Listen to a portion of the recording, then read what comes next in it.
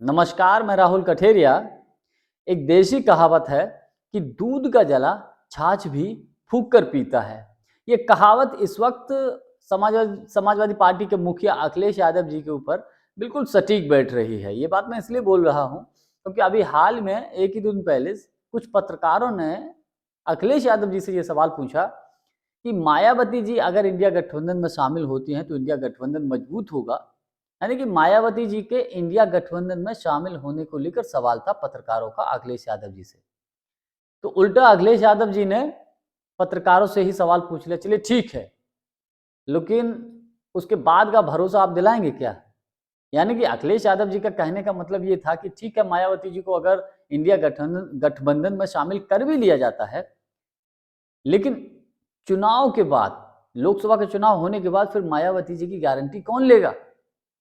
और ये बात अखिलेश यादव जी ने इसलिए बोली है, जहां तक मेरा अपना मानना है, 2019 का लोकसभा का जो चुनाव था, वो समाजवादी पार्टी और बहुजन समाजवादी पार्टी ने गठबंधन में चुनाव लड़ा था।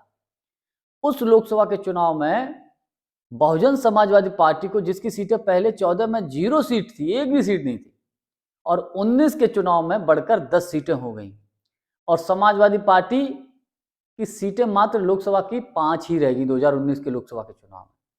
तो बहुजन समाजवादी पार्टी को उसमें बहुत लाभ हुआ था 19 के लोकसभा के चुनाव में, जबकि सपा को नुकसान हुआ था।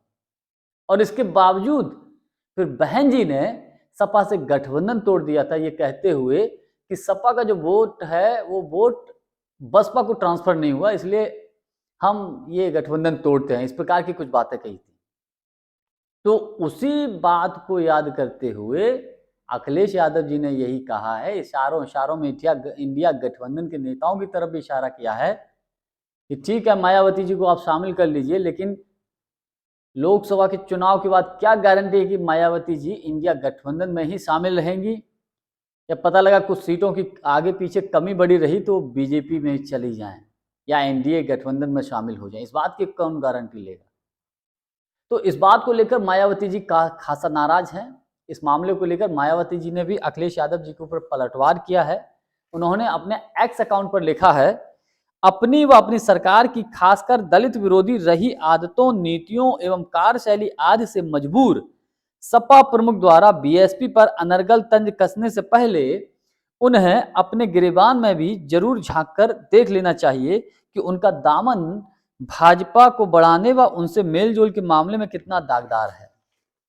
इसके अलावा उन्होंने ये भी कहा है कि साथ ही तत्कालीन सपा प्रमुख द्वारा भाजपा को संसदीय चुनाव जीतने से पहले व उपरांत आशीर्वाद दिए जाने को कौन भूल सकता है, और फिर भाजपा सरकार बनने पर उनके नेतृत्व से सपा नेतृत्व का मिलना जुलना जनता कैसे भूल सकती है?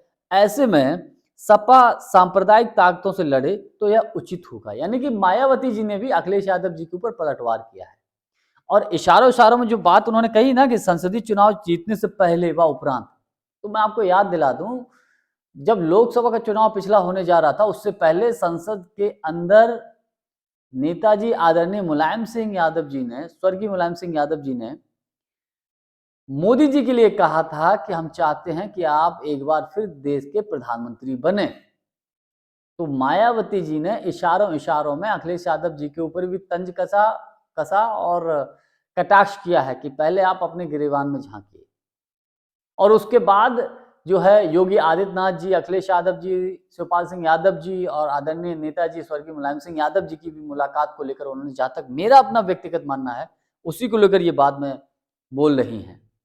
तो कहने का मतलब ये है कि इंडिया गठबंधन में मायावती जी की एंट्री को लेकर सपा प्रमुख अखिलेश यादव जी, मैं ये मानता हूं, कुछ ज्यादा चिंता में है या ज्यादा भरोसे में नहीं है, क्योंकि मायावती जी का जो बैक का जो ट्रैक रिकॉर्ड है उसको देखते हुए अब क्या होगा ये तो आने वाला वक्त बताएगा। आज के लिए बस इतना ही। बहुत बहुत धन्यवाद। नमस्कार।